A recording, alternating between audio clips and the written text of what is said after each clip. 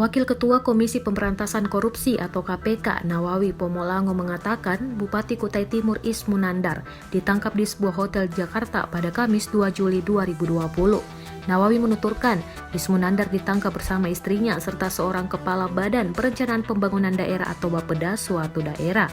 Nawawi mengatakan Ismunandar beserta istrinya dan kepala Bapeda tersebut telah dibawa ke Gedung Merah Putih KPK untuk diperiksa lebih lanjut. Namun, Nawawi menyebut KPK juga menangkap sejumlah pihak lain di Kutai Timur dan Samarinda, Kalimantan Timur.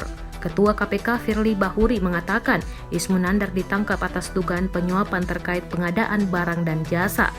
Betul tadi malam 19:30 ada kiat tertangkap tangannya para pelaku korupsi berupa menerima hadiah atau janji dalam pengadaan barang dan jasa di salah satu kabupaten di wilayah Kalimantan Timur, kata Firly.